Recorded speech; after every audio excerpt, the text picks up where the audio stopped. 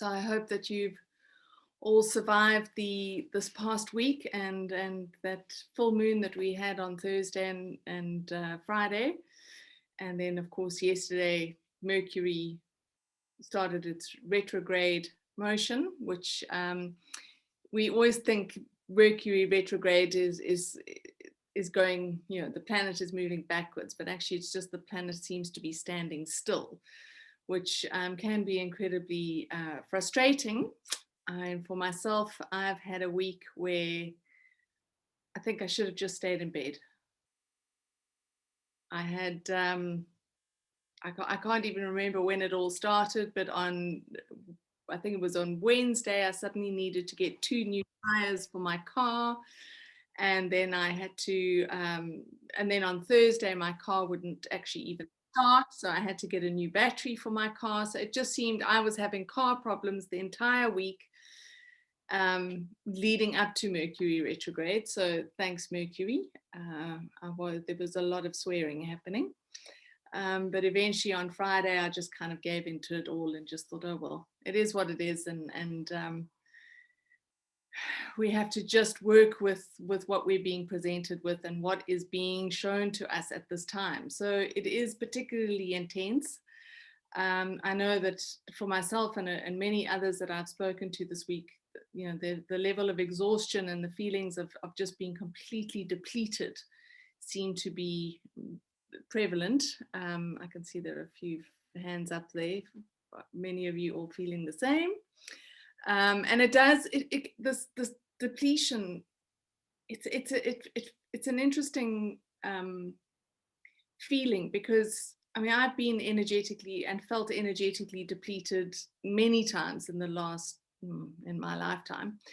And this one feels different. And when I kind of felt into it to say, well, what are we feeling? What is actually going on? And it does feel like this exhaustion from having to hold the light in what feels like a very, very long time and in a very, very dark time.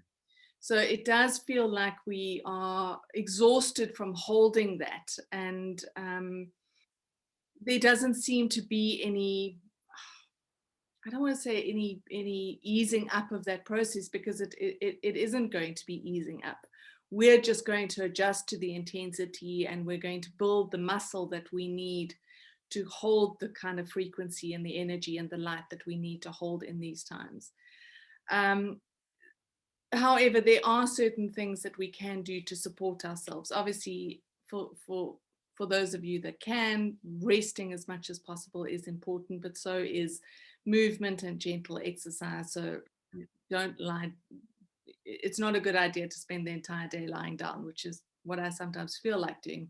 Thankfully, so it is important to make sure that you are taking care of yourself on a physical level. So one of the things that I've noticed in the last 5, maybe even longer, 5 years, 6 years, is that I kind of have gone through a load of different supplements and looking at what are the things that will support us, especially in these times. Magnesium seems to be the one thing that is important, and magnesium and protein. So if you can up your protein intake and double your doses of magnesium if you can. I'm actually tripling my dose of magnesium at the moment. It does help to relax the body. It helps to relax the muscles. What I have also found is that if you can find a magnesium supplement that doesn't have calcium in it, that's the one that you need. The calcium is something that enables the muscles to contract. Magnesium is what enables the muscles to relax. So there's a lot of physical aches and pains that people are feeling at the moment, a lot of tension in the body. The magnesium will help the body to release that tension and to relax. Because it does feel like as this energy hits us, the body kind of goes into this moment of tension, saying, what is coming at me and what am I feeling? So we need to be as relaxed as possible to enable this energy to move through us and for us to be able to integrate it and process it. So magnesium seems to be the one thing. Epsom salt baths, mustard. I've got a mustard powder and an Epsom salt mix that I add to my bath water that seems to also help me relaxing the muscles. So make sure that you are looking after yourself on a physical level. It is essential. And then also sorry, I don't know why this thing is making so much noise. Can everyone else hear that ding dong as someone enters the room? Okay. I don't know why it's doing. I must figure out a way of turning that off. Okay, but I'll do that another time. So when I was sitting preparing for today as well, I was asking a number of questions about, you know, how are we to manage this time, what exactly is happening, where is the energy moving to now within us, and what is coming up for us as we move forward into this new week and into a new month. I've always felt that February was going to be a much more, I suppose, energetic month than January. I've always felt that January was going to be pretty much the same as what we were dealing with in 2020, and that only in February would we start to feel some kind of difference or some kind of shift in the energy. And I think part of that is because we're moving into a time where there's a lot of planetary activity in Aquarius, which means that there's a lot of air, a lot of energy in the mental and kind of consciousness realms. So the frequency of the incoming energies is increasing, and it is moving into the collective as well as us as individuals, and is showing us again where we are out of balance. But this rebalancing that is needed is something that needs to happen within our minds. So anything that is limiting our consciousness is being highlighted at the moment, which can be difficult as negative thoughts, old programming, old conditioning, all of that stuff starts to surface. I don't know about you, but I've certainly had some pretty intense thoughts this week, a lot of old frustration, a lot of feeling thoughts of stuff I haven't really thought about in a long time, but in a negative sense. And there was even a point where this week where I was feeling a really heavy, almost depressed energy around my thinking, and is there actually going to be this light at the end of the tunnel? Are we actually going to achieve what we are setting out to achieve, what we are trying to achieve? Are we going to be able to do what we are being called to do? Especially this week with not having the physical energy or the physical drive to do anything. I mean, those thoughts become even harder, because if we're feeling physically depleted, it's very difficult to feel uplifted on an emotional or on a mental level. So there is all of the stuff that is surfacing that is showing us where there is energy still stuck in these old places within us, these old thought patterns, this old conditioning, these old programming. That's what we're being shown at the moment. So it is important that you trust intuitively what is being shown to you, what is coming up to be cleared, and what is coming up to be transformed. At the same time, there's also, remember, at the same time that we are dealing with this individually, it's also happening on a collective level. So those of us that are a little bit more aware and conscious, there's a lot more energy in the collective consciousness around this. So we are picking all of that up as well, which can make it feel sometimes 100 times worse than what it actually is. So it is essential, again, that we focus on making sure that we are keeping ourselves balanced, that we are looking after ourselves. Our level of self-care needs to step up in quite a big way as we move forward, because the collective is becoming even more, it will seem to be even more toxic than it has been in the past. There are a couple of comments here. Yeah, I mean, lead in my veins. I like that. Yeah, it has felt like lead flowing through our veins. Also, lots of, as also said, there's heaviness, old patterns, grief coming up. Yeah, a lot of heavy density. Elise, thanks for that. Grounding. yeah, grounding is essential and important, but can be really challenging at this time because all the energy seems to be around our heads and our consciousness. So it means we want to expand out of it. We want to move beyond it. We want to think our way out of it. So it can be really hard to be present in our bodies at the moment. It can be really hard to be grounded. So we are going to have to make an effort to do that. And especially as the collective toxicity becomes more and more apparent. I think it was a couple of days this week, there've been quite a lot of protest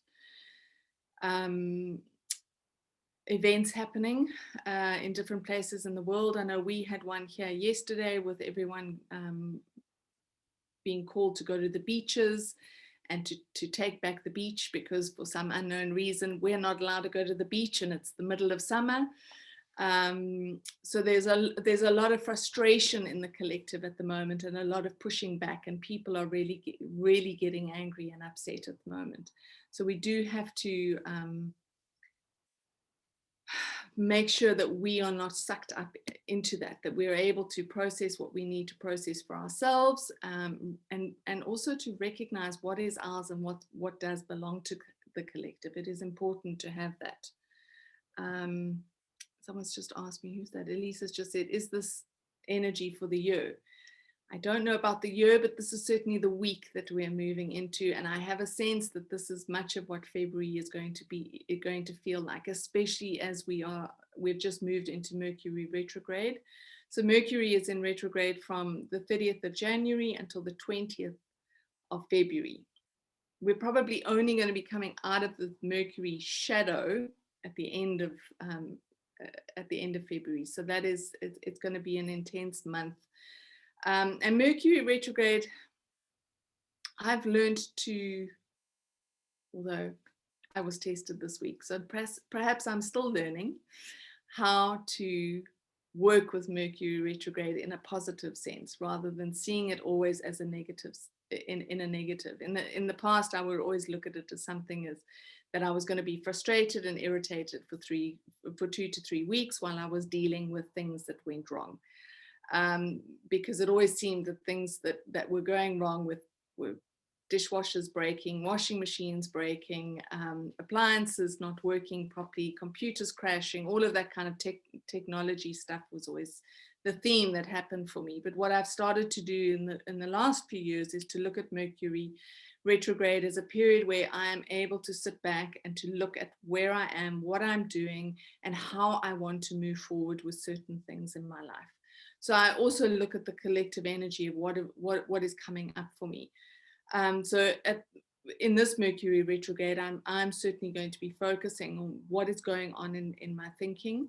What are the patterns that I'm still caught up in? What is the negative conditioning that my mind still buys into or plays into?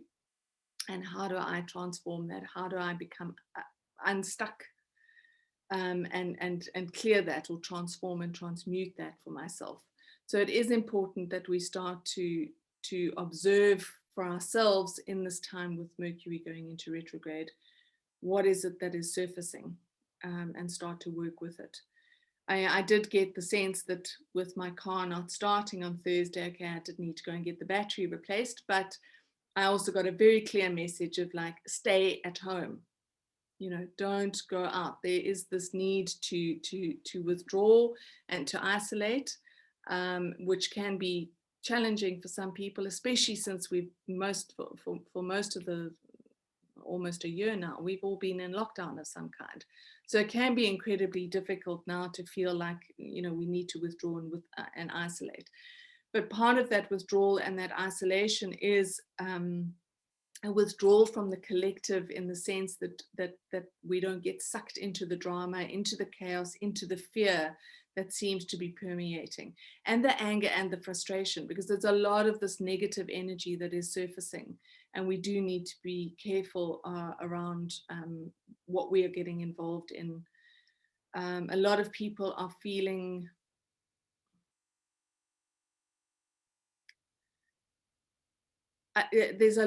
for me, there's just the sense of real frustration at things, of how they are. We want the changes, we want things to be different, yet at the same time it doesn't feel like we can make those changes right now. We can't implement the changes that we want to implement because we're being restricted by all of these rules and these regulations that are being imparted by the governments.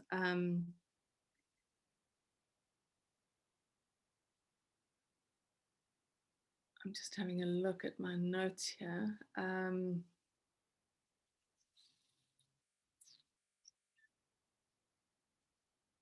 Okay. I mean, I think it's also part of what we're going through is this big purge of the things that aren't needed in our world any longer. And unfortunately, that's not going to happen overnight. Elizabeth Rose has just written, I think that's the big difference. Lighters are doing so much collective work right now, which can really drag us all down. It's so dense. I'm finding clearing little and often multiple times a day helps. Boredom is my issue now. Months of solo lockdown living and no bubble around me. You know, thank you for that. The boredom is something has reached a new level, and I'm not sure if it's because of lockdown, but the last few weeks I have been feeling incredibly bored, and boredom is a dangerous thing for me, because I then start to, yeah, I get sucked into things that I shouldn't be getting sucked into because I'm bored and I've got nothing else to do, and I can create drama. I certainly know that about myself. So yeah, that boredom, it is boring. It really is boring. So I hear you, and I'm with you there. And I think part of that boredom as well is this kind of replay of old stuff. You know, it is, there is a part of me that's looking at this old stuff that's coming up and surfacing, and I think we are, you know, here we are again, facing this again, looking at this again, dealing with this again. Is it not enough? But obviously, no, there's stuff that still needs to be cleared and still needs to be processed, and we're still working through it.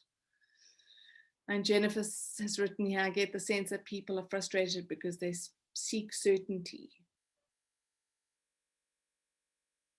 I think on one level, yes. I think on the other level, it is that sense of boredom.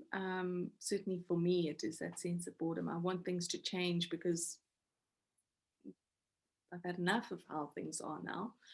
And I quite like the energy of change. But I think that the frustration is also coming because there's no clarity. It's very difficult to have any clarity at this time. I read something quite interesting that was talking about timelines and how there are still more timelines that are falling away or collapsing, and that we're still dealing with that, which feels like we've been dealing with that for years too. And for any of you that don't understand how the timelines work, how I've always seen it is, when I kind of look into the timelines, which are the, the future, or what we are traveling on, where we are going, how I see them is you know, these streams of light. So if I'm standing looking out, I'm seeing streams of light heading in all these different directions and at all different levels and layers. And at the moment, what's happening is some of those levels and layers are falling away because those timelines are no longer relevant for people or for ourselves as a collective. So we are still waiting for this adjustment to happen with these timelines so that we can lock into the path that we are to take moving forward. So there is still this shifting. And that can also be incredibly frustrating. I'm finding it incredibly frustrating because just as I lock into something and I think, okay, I can run with this, or I can move forward with this, something shifts and changes and it's no longer relevant. I don't know if anyone else is feeling that, but that's certainly been what I've been dealing with in the last few months. And then Elizabeth Rose is also as you mentioned here, frustration at your lack of freedom. Yeah. Yeah, I just would like to go and jump into the sea. It's boiling hot here at the moment, and we can't. So it is pretty frustrating.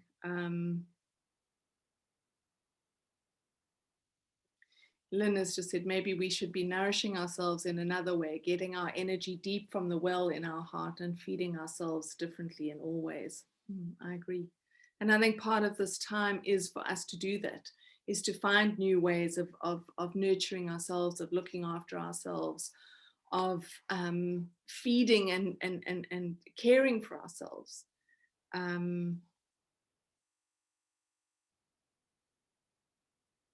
Yeah, Jennifer said need for certainty, need for clarity around when the energies are going to shift.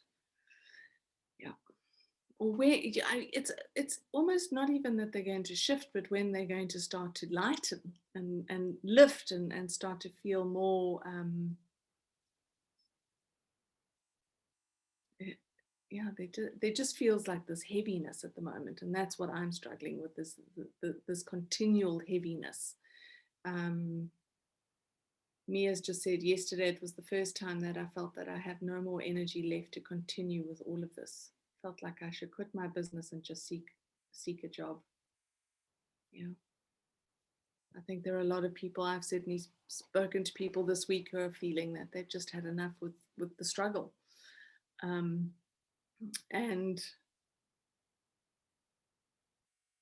Lynn's just said we can ask for help from the higher realms as they wait for us to ask. Well, Lynn, I'm not even asking. I'm now demanding. There's been a lot of shouting, especially on Thursday when my car didn't start. I said, this is not helpful. I needed to go places and do things. So we can ask. Sometimes we need to shout. Aletta says, Lee Harris says this time is frustrating, but ultimately serves us to be contained. Also, the timelines are much better than they could be. He says September. Okay, well, at least we have some timing here from good old Lee Harris. Things will be better in September. Well, let's hope. Are you sure it's not March? Come on.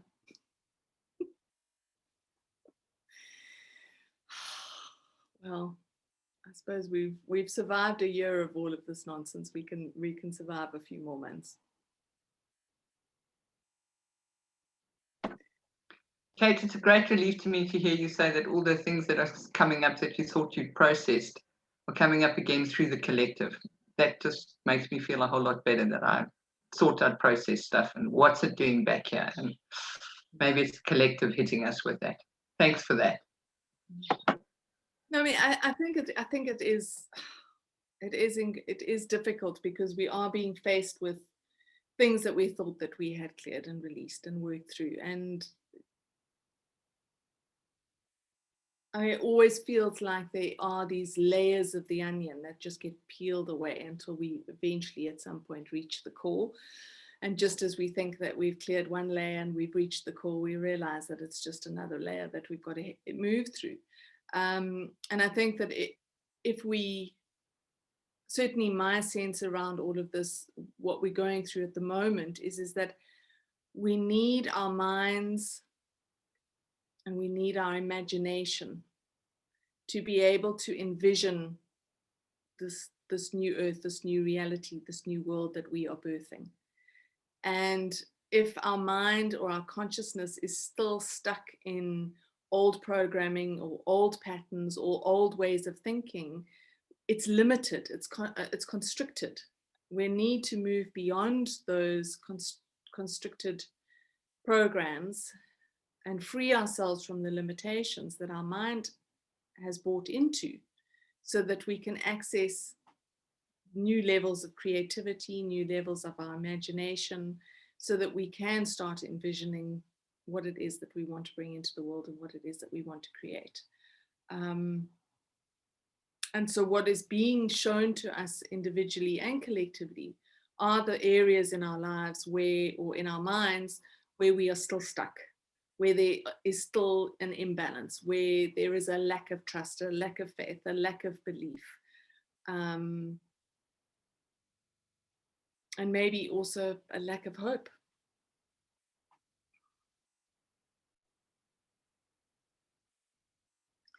So Leonie's just written, I keep being reminded to be present as often as possible. Yeah, that's all we can be right now. And Leta's just said, the chaos we feel is not ours. Helpful to remember that. Well, it damn well feels like ours. Because we're still in it.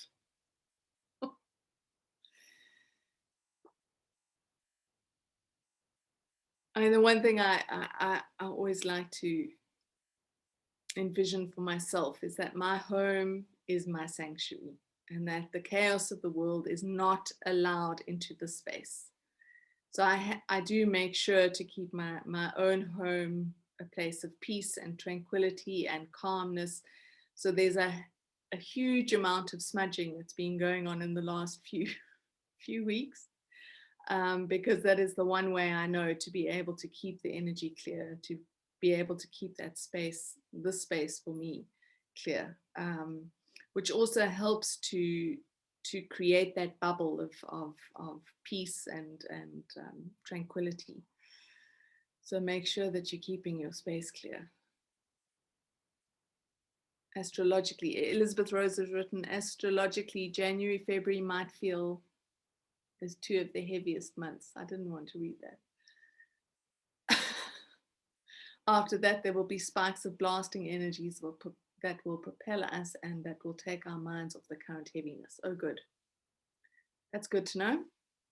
So we just got to get through February. Thankfully, February is a short month.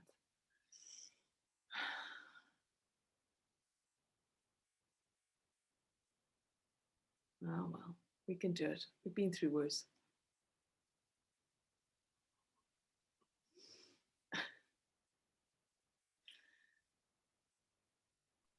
Elizabeth Rose.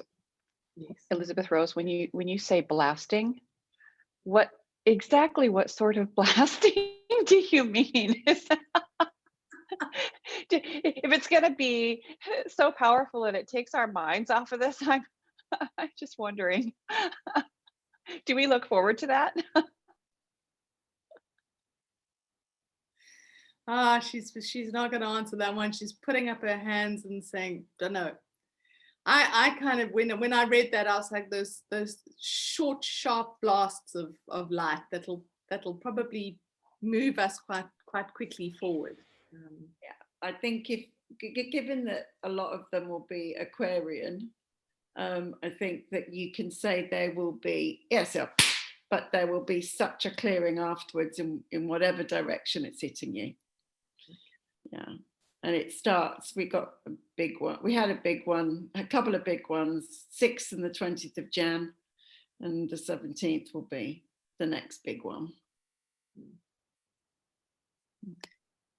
Okay, so the 17th of February, we've got to look forward to the next one coming on the 17th. I also read somewhere that Thursday, which was the 28th, was supposed to be some day of gifts or on an astrological level. Well, wasn't that any kind of gift day for me? So there, if I may just say, around that full moon, Chariklo moved, which is an asteroid, moved from Capricorn into Aquarius.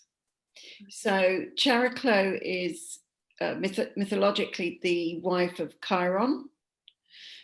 So the repeated wounds that kill us off until we surrender and get reborn. And her function is to hold extreme love and deep, deep, deep, never-ending love for soul midwifery and midwifery in general, so births and deaths. And she's moved into Aquarius now.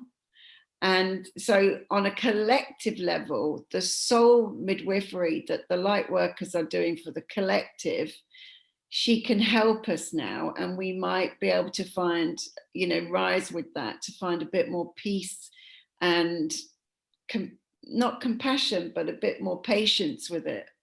because I think that's probably a lot for people who are regularly doing their work and regularly helping their energy. This collective problem that we're actually dealing with most of the time unaware is pretty draining, and Characlo can help with that very much. And also anything that you need to get through that is a stumbling block. So I think that bodes really well, and that happened on the 28th. Okay, well, she took my car battery. But she gave you a new one. Yeah. And tires too, didn't you say? Yeah. Oh, yes. Well, And while you're sweating down there, we're expecting a 3-day snowstorm starting tonight and going for 3 days. So it's all perspective. that is true. That is true. It's interesting about that there was an energy blast on the 20th of January, because I felt that one. I felt a significant shift on the 20th. Yeah, I literally felt like I'd been put back in my place, but in a good way, not in a negative way. Like I'd been, I don't know, teetering around on something and suddenly was very much in place. Yeah, so that was good. So it'll be interesting to see. Well, at least we have some timing here, so we can look forward to the 17th, and then hold on until September. At least we all have each other and this space. Keep us going, get us through it. Yeah, Leonie had an incredible blast of energy on Thursday. Well, took my battery. Still going to be muttering about that for a while.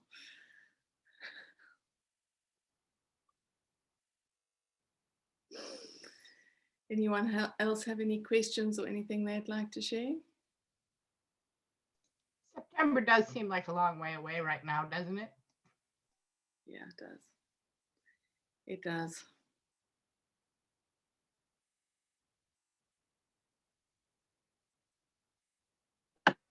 But the 17th is very close, Nancy.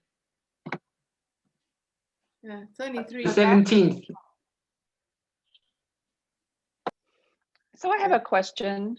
What kind of guidance might there be for people who are facing or think they're facing, I mean, we kind of talked about this last week, but facing very, very, very significant decisions. I have so many people coming to me asking, can you help me sort this out? And I think people are getting tired of hearing, you know, you just have to be open. I don't know what else to say to people. I'm finding the same thing, Jennifer, and it is challenging, I think, because there is so much uncertainty. It doesn't feel like there's this clear path that we're on, and we know where we're going and what we're heading into. And I think that there's still so much that needs to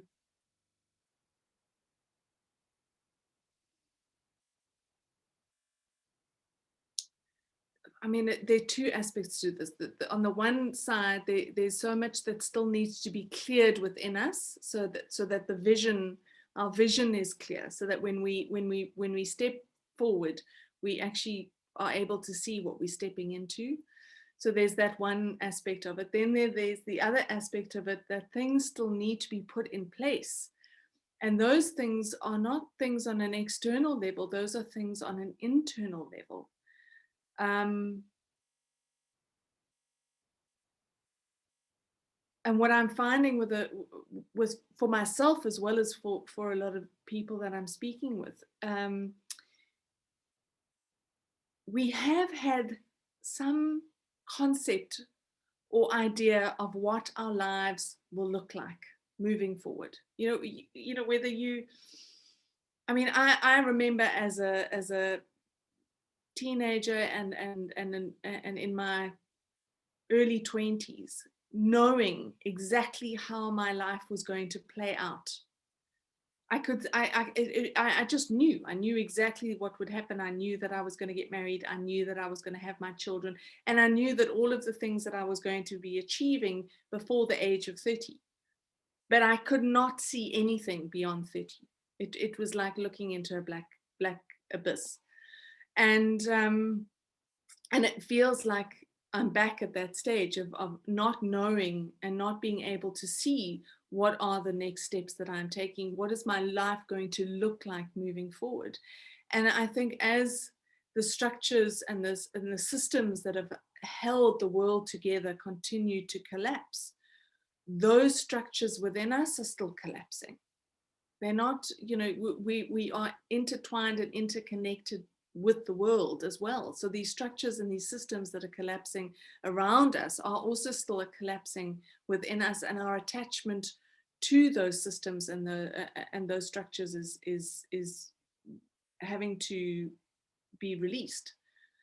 And I think in that way, people are struggling to know, what is it that I'm stepping forward into? What is it that I am what is my life going to look like in the next year, never mind in the next 5 years?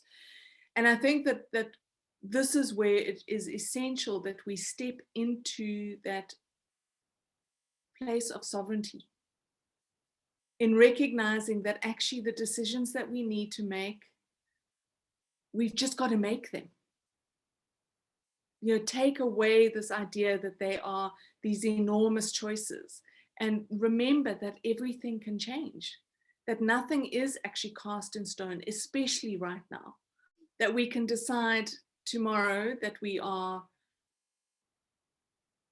changing jobs, changing careers, and just go for it. I mean, I wonder if, Megan, you'd like to share that story of your client who has been struggling, just as an example of what is possible when we just let go of this idea that things are so enormous, or choices are so enormous. Well, it's actually rather a short story if I put it in a nutshell here. She'd been in a rather unpleasant job, but felt tied to it because of a mortgage, and she'd been battling for 3 years, and she eventually was taking drugs for anxiety because of the job she had. And I think it was sometime in December, I said to her, just resign, just let it go, whatever needs to come, because this cannot be where you're supposed to be. And she did. She finishes at this job on the 10th of February. In the interim, while she's waiting for her to finish on the 10th of February, she's had 3 different job offers. She's now spoiled for choice. And that was because she just let that thing go that was harming her to that extent. And just for the record, for 2 months now, she's been off the anxiety medication as well. So that was also a big plus.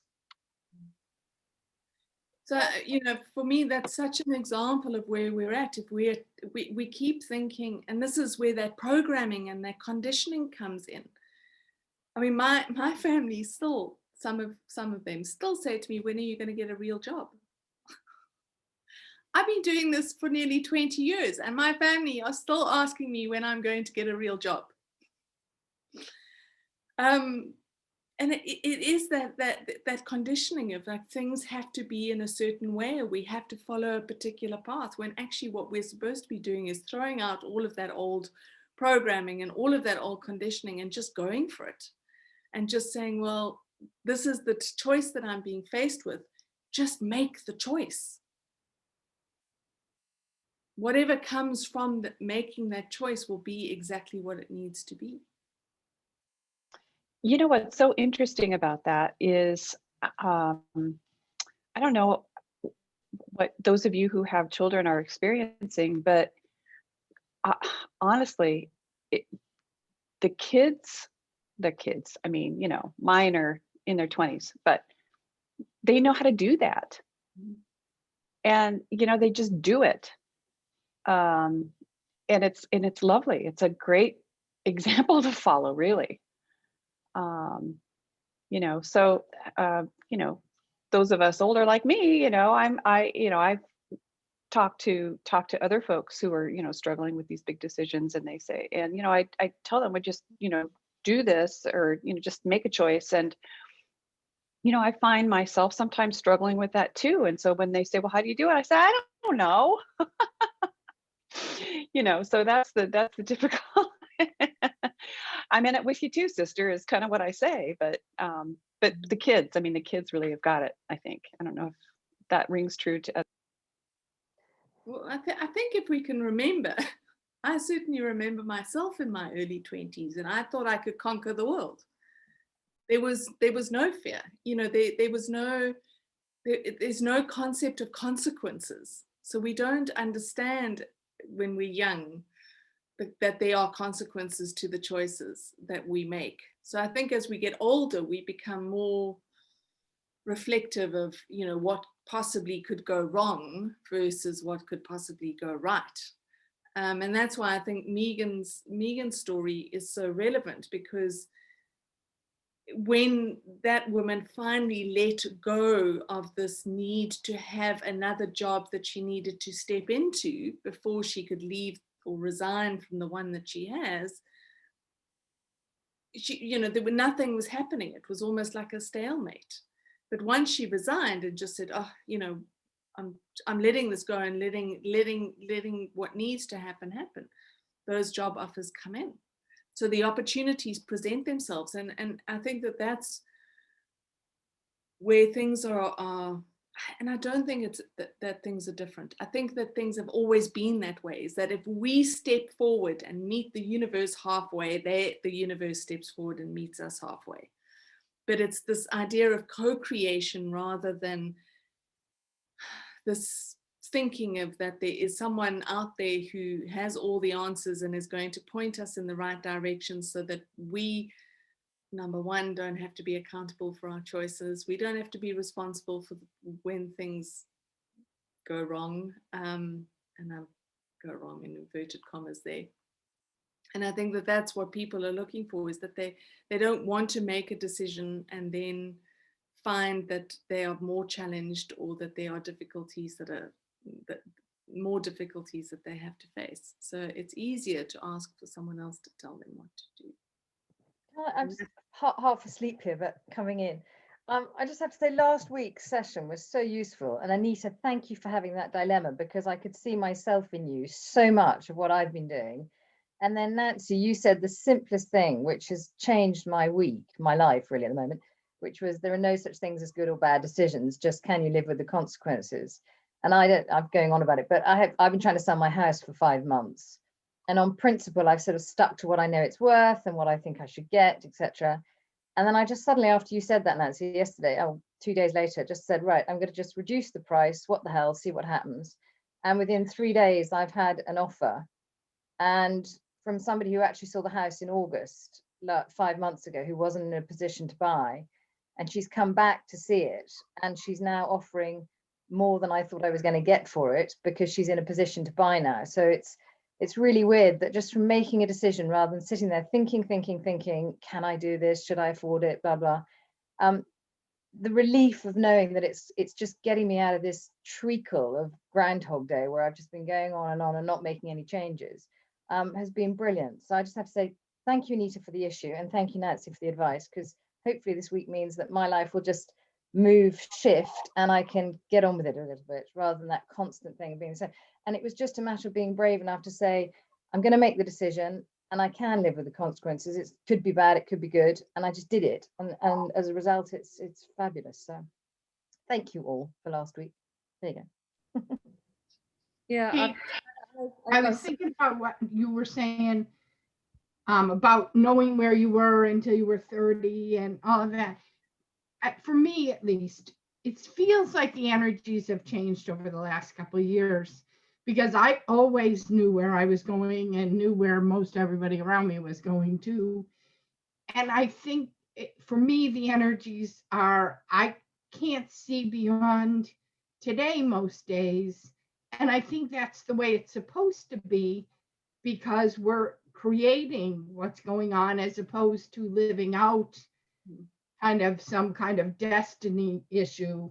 And while I don't question the destiny probably still laces in there, I find that, and when it comes to what Jennifer was saying, people are looking for answers because they want clarity. And I'm not sure clarity is available right now as things are shifting. It's like anytime, if you step to a river that's moving, you know, how much clarity is for what's in front of you right now and what's going to keep on moving by. And so I just find it's that you really are not going to get clarity as much as you're going to find the acceptance, like Fiona just said, to just let things begin to happen and find the trust and faith that you won't lose your footing as long as you take care of yourself and all the things that we talk about every week here. And then just trust that, you know, like I take one step and that's okay.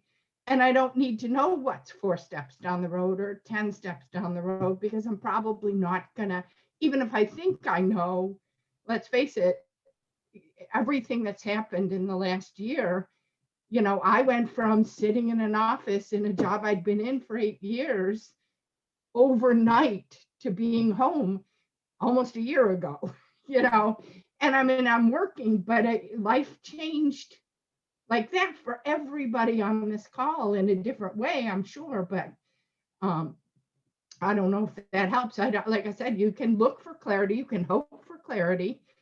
And I think the best you're going to do is just what Fiona said. What the heck today? I'm going to see where that leads me. And if I don't like it, I'll take a different step tomorrow.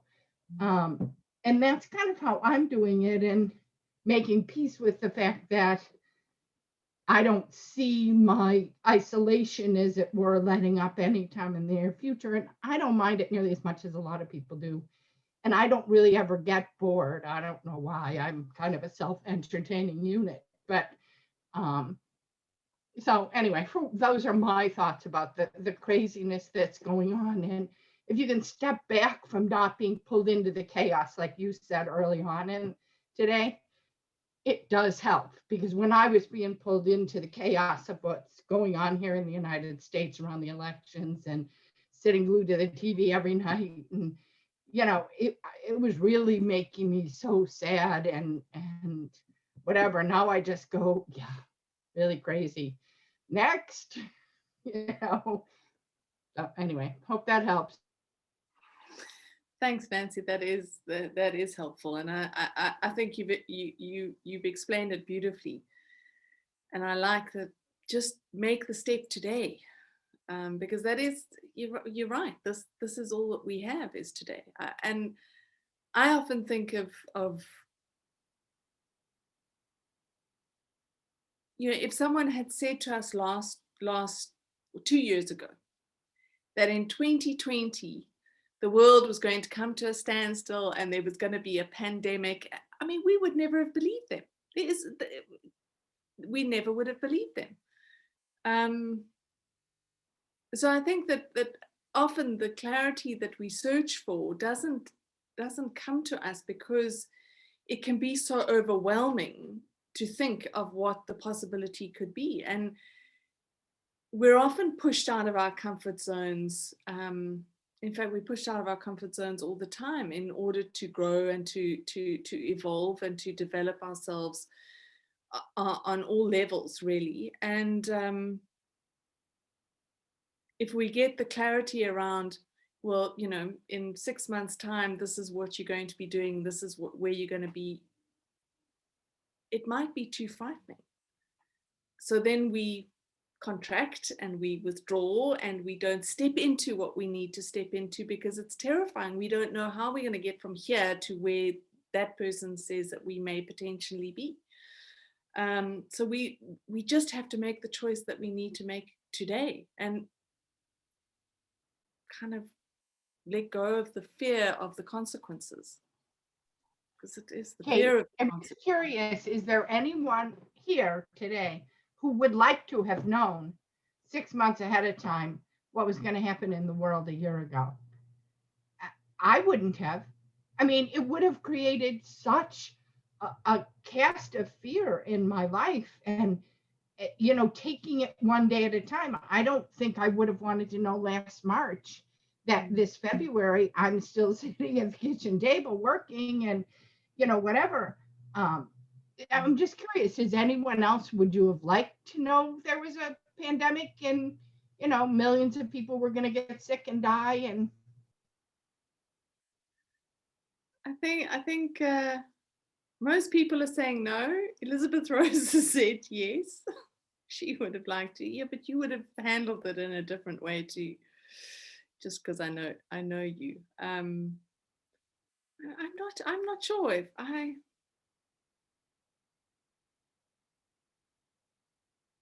I know that I've had a few experiences in the last 15 years with people close to me dying. And I often think I'd like to have had a heads up about that. But I know that in my own guides, their question has always been to me, and what would you have done if you had known? And everything possible to stop that person dying is my answer. So I would have meddled and interfered and done everything I can to prevent the suffering of the people that I loved. And yeah, so, Yeah, I would agree with that, Kate. A really dear friend of mine recently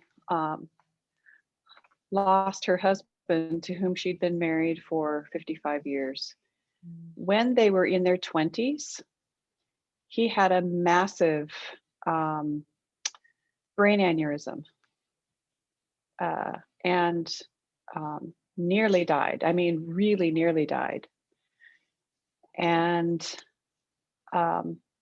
recovered fully. They had a fantastic life, absolutely, just beyond belief, fantastic life.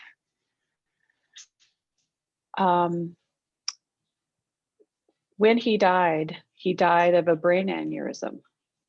What she didn't know when he had that first brain aneurysm when they were in their 20s was there was no indication that this would ever be a problem again. After he died, she found in his records that they knew this. And so she's been, of course, spending a lot of time thinking, would I have wanted to know? And really came to the conclusion that no, absolutely not, because it would have altered the course of their lives in ways that she thinks would have been really detrimental, and they wouldn't have enjoyed those 55 years nearly so much. So I always think that's a great example. Yeah, that is a great example. Thank you. There's still some comments coming through about, in answer to Nancy's question, a few people said they would have had a few more parties.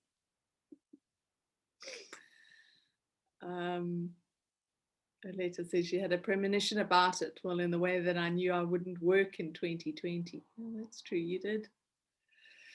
You did say that. Elizabeth Rose says I would have been much braver and more on it quicker. Yeah. Hi, Kate. Hi, Anita. Hi, everyone. And yeah, just Fiona, in answer to you, I wanted to thank everyone so much again, because every single thing that everyone said played a part in how I went about, making the decision. And I mean, I did make the soul decision. So the one where my soul had, indicated that was the more peaceful way. But the interesting thing is, and it ties into a lot of what's been said. Once I did that, a few days later, what the information I got very clearly was that the other direction, which involves sort of a conversation, put it that way, It's how I approach that conversation. That was the key, because how I was approaching that conversation when I was trying to make the decision, I wasn't really facing it completely, but I was approaching it actually from, there were too many egoic things still happening. There was attachment. There were too many things that were muddying the water of that conversation. And the message was very clear that if you take all of that away, and if you can approach that conversation with absolutely no egoic stuff going on, actually, then it's fine. But because I was so hell-bent in the way I was, and I couldn't really see the wood for the trees, that was why, you know what I mean, I was getting the information, you can't go that route, because what it would have got was a response, a completely egoic response in return, which obviously that's what would have happened. So it was an interesting thing. And I don't even know if I'm going to have the conversation. I don't know what I'm going to do. I'm letting it go for now. I'm just, you know what, I'm totally letting it go. And I'll know in the future if I really want to go there or not. You know what I mean? And it's just been I think in terms of what everyone's talking about, in terms of like how we can handle all these things, what I keep getting, the sort of information, when I do this thing, the thing where you ask your soul, what do you want me to know today? I've been doing that every day, and it's amazing. And the one day my soul just said, you know what, you've got to, all these things that you have learned so far, like all of the key things, you know, the big things, non-attachment, no expectations, unity, sort of unity consciousness rather than duality, you know, all the major things. It's kind of bringing everything together as much as you can, so that it almost starts to feel like this bedrock. It's like, you've got the foundation. Now trust the foundation. Now move forward, trusting that you have created this, you know what I mean? And the one message that also came through was, remember your training. We've all been training for so long, for so many lives. And it was a very, very strong message that day. And I thought to myself, yeah, remember your training. And so what I do with myself now is I'll go, remember remember your training, and even though it's not that I'm remembering specific things, but just saying it to myself, I'm trusting that I'm remembering my training in that moment, even if I can't see images or whatever. It's a really, yeah. And I mean, I had this very, very quick dream. Was having a nap, and it was like a 1 second sort of, and in the dream, I went into this almost like a futuristic sort of bubble machine. And as I went into this kind of, not machine, it was like an energetic machine. As I went in, I could feel myself in that moment letting go of absolutely every single bit of conditioning, every bit of everything from this life, anything, it didn't matter what. I just was this absolute clear palette, blank canvas in that moment. It was the most amazing thing. And I woke up, it was so powerful. And what I've been doing is taking myself back in there at times, just going, okay, I'm going to step back in that machine right now. And it's quite a powerful thing to do, because you're imagining it as a physical thing, which I don't know, somehow it just helps. I don't know. That might sound very mystical, but it's just been helping me. Because sometimes when I try and think myself into it, it's more difficult, because then my mental body just takes over, and, you know, oh, the buts come up, you know, oh, but what if, oh, but what if, oh, what, you know, but if you cut all of that, it's that blank canvas thing. We're just moving forward. We're just this blank canvas moving forward, you know. Anyway, I don't know if that helps. Thanks, Anita. I mean, I think while you were talking, I was just thinking of if we are processing and picking up on the collective stuff, and we are working to clear that as well, along with our own programming and our own conditioning, then clearing our field, our energy field of whatever is coming up. It needs to be an energetic process, not a thinking process. And so what you're doing actually is engaging in an energetic process, an energetic release. And I think that is actually quite important for us to recognize, because the structures of the world, you know, when I talk about the systems or the structures, they are energetic in nature. That's, you know, everything that starts as energy. And if we can remember to work on an energetic level, then we are working, and we can work to release things on an energetic level. Then we are not having to engage the ego or engage that kind of human part of us that wants to attach to outcomes or wants to attach to people, relationships, things, whatever it is. You know, we step into that expansive space of our energetic self.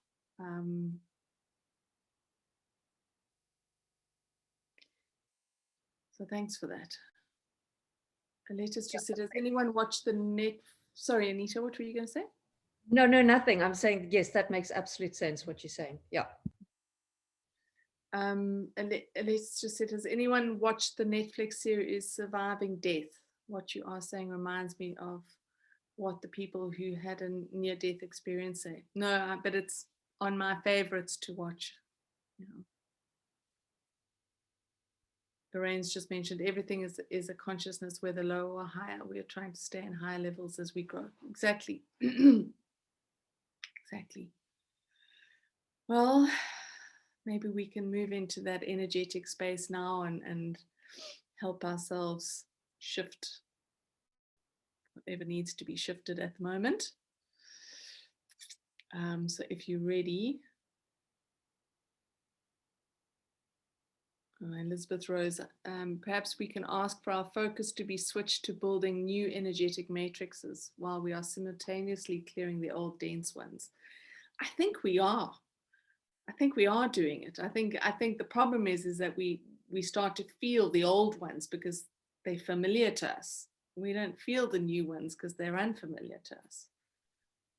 I think we get the echoes. I certainly, how I see it, even when I'm doing my own clearing, I know I can see the energy's gone, but then, you know, maybe a minute, an hour, a day, a week, I'm still getting those echoes of it leaving, of an imprint that is shimmering to nothing.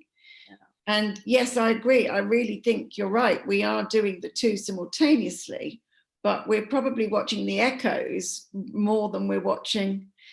If we know to be watching at all, or if we're, you know, able to watch at all, we're probably seeing the echoes and feeling the echoes more as they come out rather than the good stuff coming in.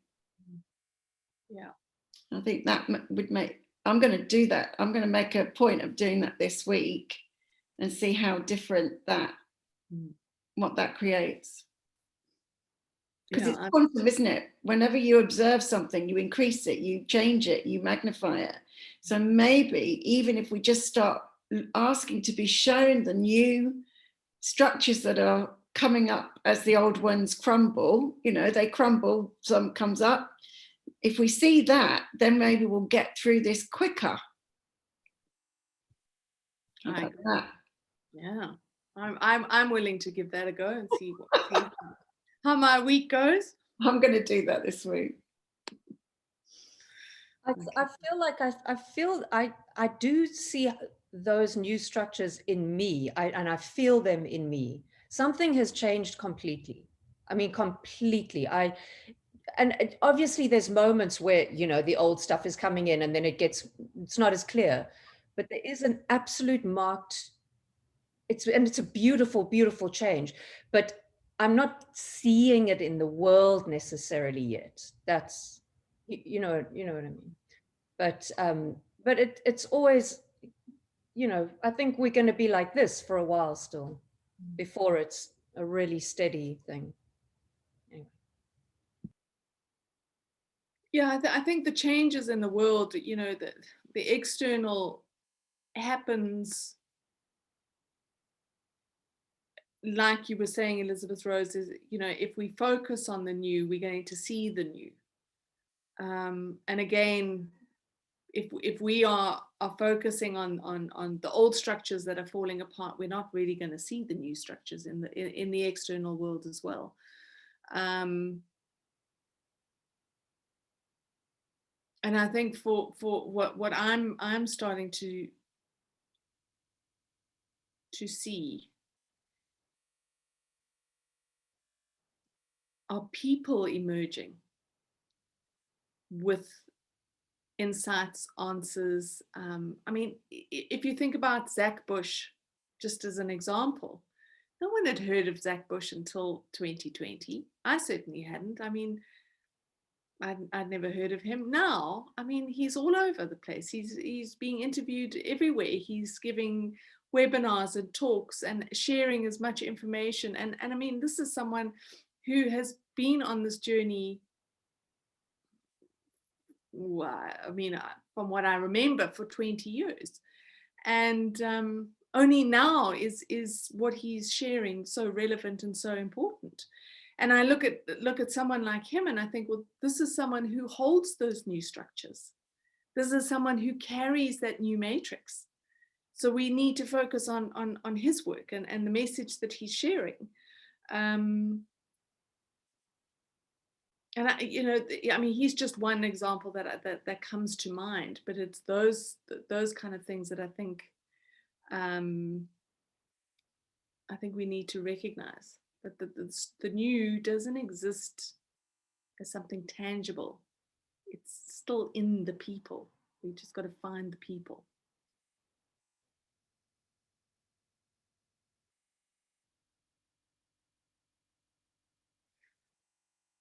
Cometh the hour, cometh the man. Thanks, Elizabeth Rose. That's a good one. Yeah. And Lynn's also said, even in our group, as each person brings pieces of the puzzle to make the picture. Yeah, exactly. Okay. All right. Well, let's move into a space where we can meditate. I know there's some people that are leaving quickly because they've got to go. So I think that they've gone.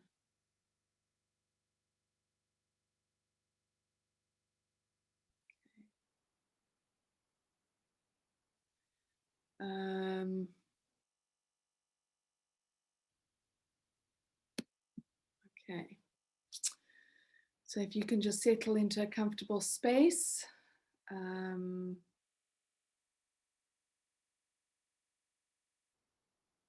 And just take a couple of deep breaths and settle into the space, closing your eyes and focusing on your breathing.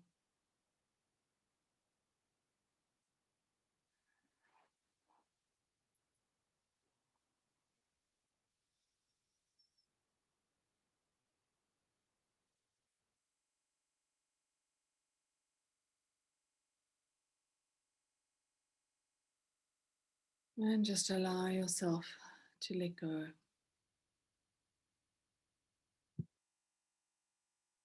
And to relax.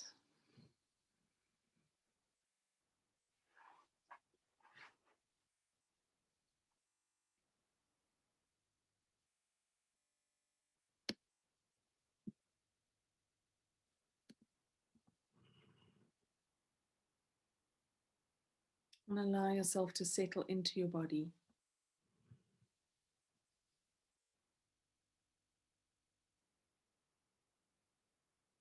Really connecting to your body.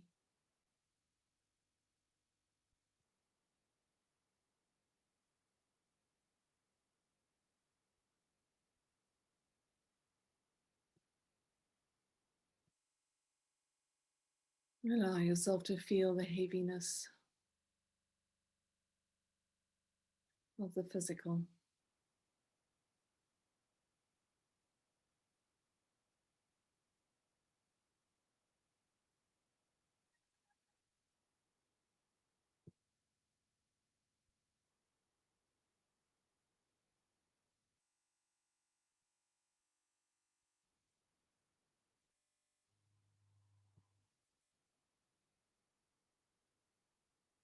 And then just become aware of all the areas in your body where you're holding stress and tension, where there is tightness or discomfort.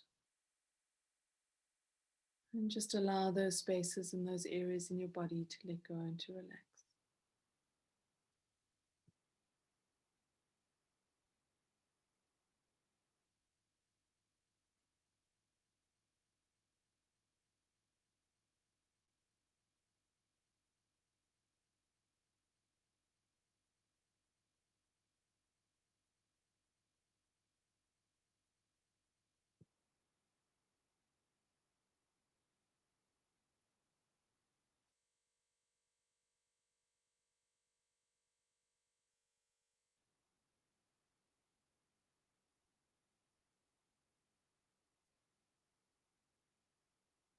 And now move your awareness to your heart center, to that space in the middle of your chest. And just allow yourself to connect to that heart center.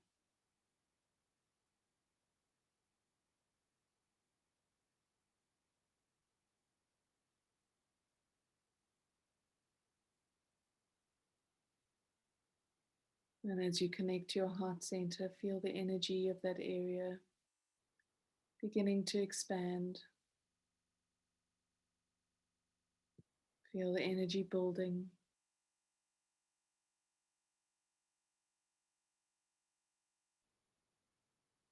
Just allowing yourself to breathe through any discomfort, any blocks that you may feel in that heart center.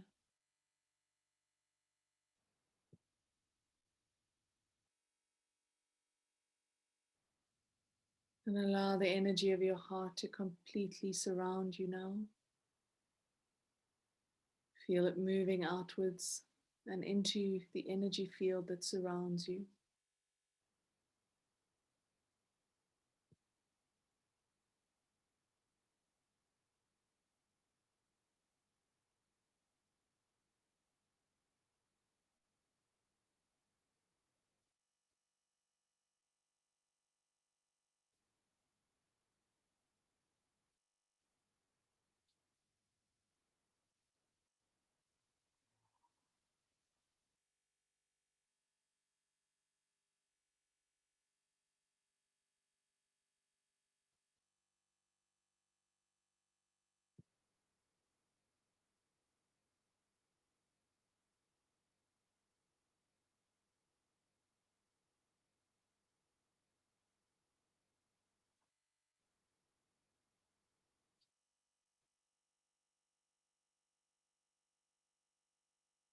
And this energy of the heart that is pure love.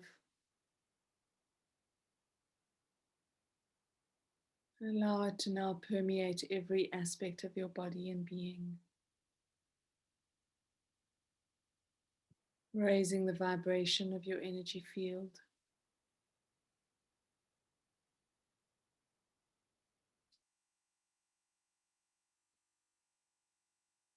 Allowing it to dissolve away the negative energy, toxic energy that may be sitting in your body and being.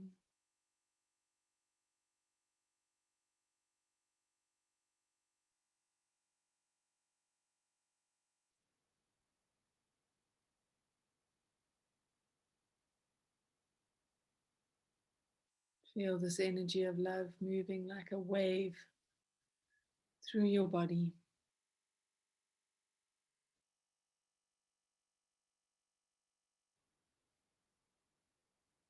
Cleansing, clearing, and purifying each of your energy bodies.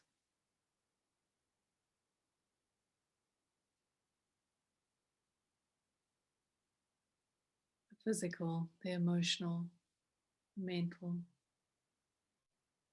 expanding outwards and into the spiritual.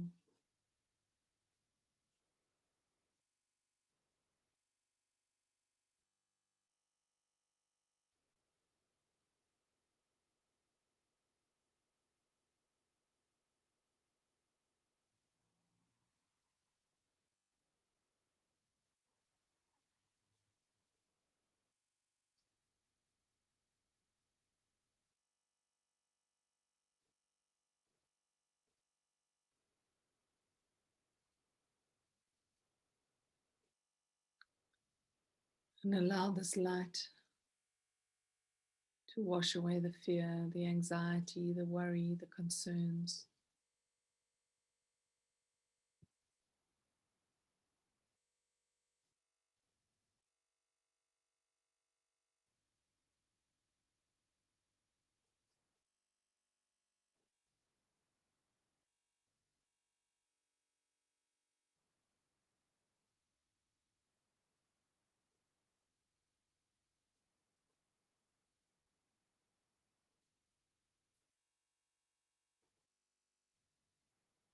Feel your mind being cleared.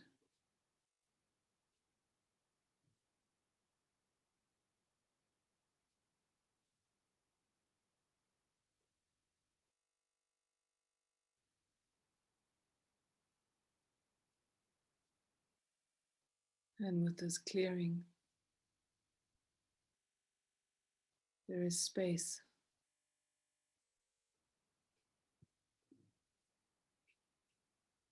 for new creativity.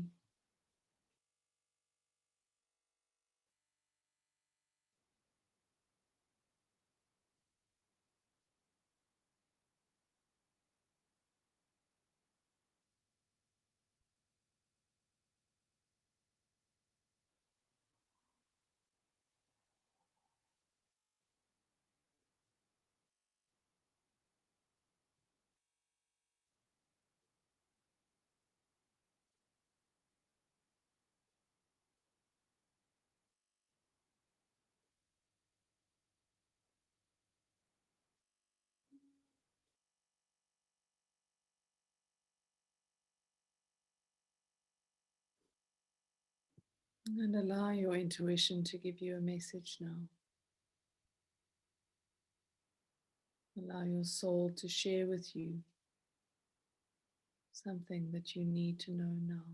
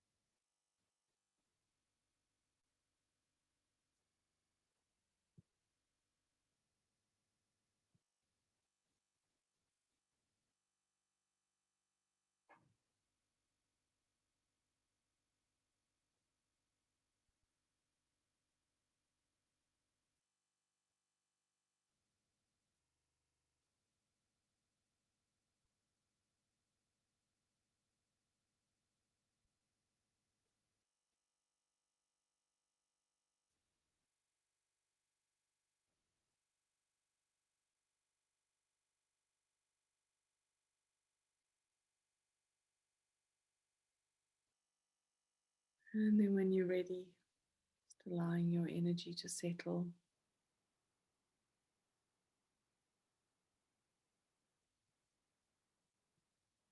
Allowing your heart center to remain open for the energy to Be held and balanced.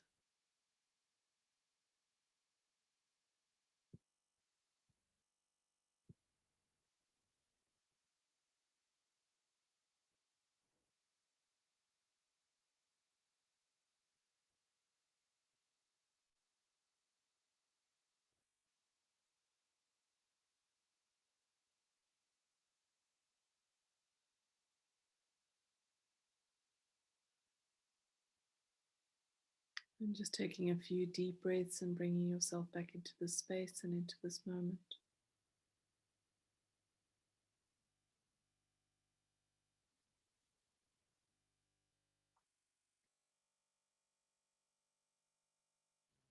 Feeling your fingers and your toes. And you can open your eyes when you're ready.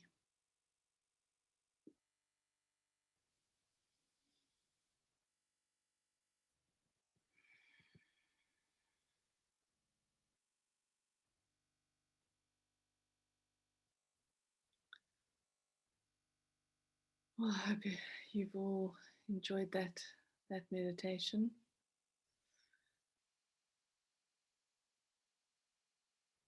I did find it quite challenging initially to get my heart energy out into my energy field. It felt like it was hitting a few barriers, but seemed to get easier as I focused on it. So I hope that has helped. That you got something helpful out of that.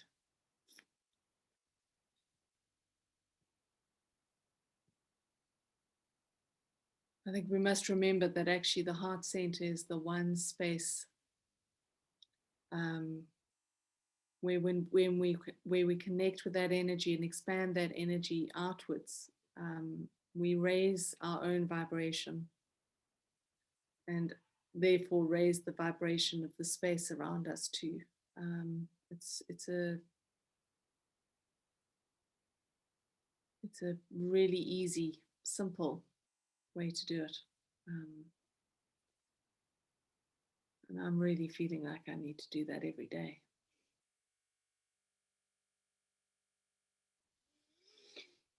But thank you again for making the time.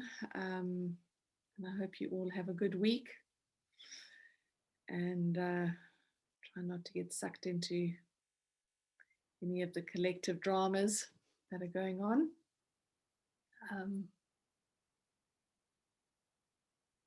Good. People seem to have gotten some good messages through the meditation as well. So that is good. Thank you all, everyone, again. And I look forward to seeing you all next week. And let's see if we can do that experiment of focusing on the new matrices rather than ones that are being dismantled, dissolved. Let's see how our week changes. I'll report back next week. Thank you, everyone. Lots of love. Have a brilliant week.